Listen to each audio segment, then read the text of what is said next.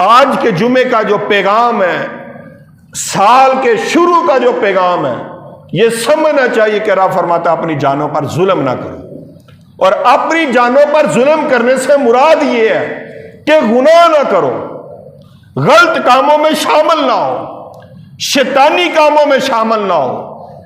اپنی جانوں پہ ظلم یہ ہے کسی کا دل دکھاتے رہو، شیطانی کام یہ ہے۔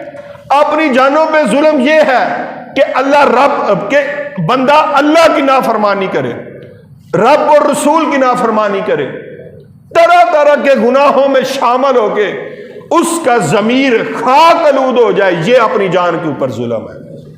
اللہ فرماتا ہے کہ جب سال کا آغاز ہو، جب عزت والے مہینے آ جائیں، پھر اپنی جانوں پر ظلم نہ کرنا۔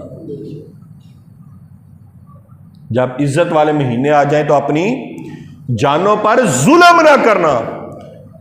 اور پھر اب دیکھیں، اگر ہم نے درس قرآن بلایا نہ ہوتا تو یہ زمانے نے دکھایا نہ ہوتا۔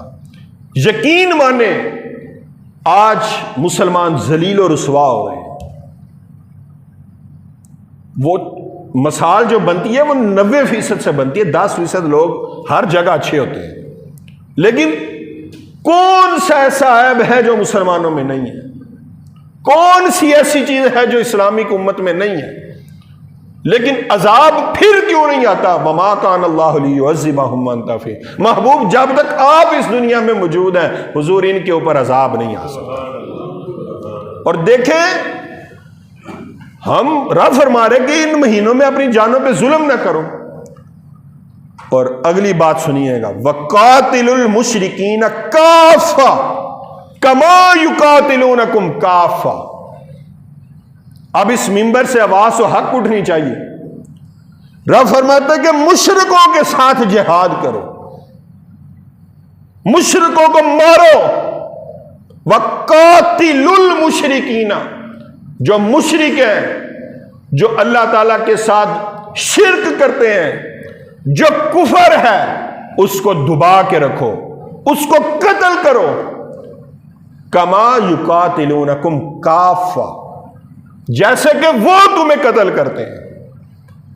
آپ دیکھیں کشمیر میں کیا ہو رہا ہے، فلسطین میں کیا ہو رہا ہے، برما میں کیا ہو رہا ہے۔ پورا کفر کھڑا ہو کر آج امت مسلمہ کو ذلیل کر رہا ہے۔ اس کی وجہ کیا ہے؟ امت مسلمہ میں اتحاد نہیں رہا، اتفاق نہیں رہا۔ اگر وہ حکمرانوں کی بات ہو تو وہ تب بات ہے، اگر وہ کسی ادارے کی سربراہ ہو تو وہ پھر بات ہے، اگر وہ ہمارا سماج ہو تو اس کے اندر بھی یہی بات ہے۔ ہر طرف افراتفری، ہر طرف قطع تعلقی۔ تو جب یہ معاملات ہوں گے تو یہ انسان کی کامیابی کا سبب نہیں بن سکتے۔ تو اللہ فرماتا ہے کہ یہ جو مہینے ہیں، یہ جو 4 مہینے ہیں، رب فرماتا ہے 12 مہینے میں نے بتائے، لیکن جو 4 مہینے ہیں ان میں یہ کام نہیں کرنے، اور یہ کام کرنا ہے، اپنی جانوں پر ظلم نہیں کرنا اور کافروں کے ساتھ جہاد کرنا ہے۔ اب حرمت والے مہینے کون سے ہیں؟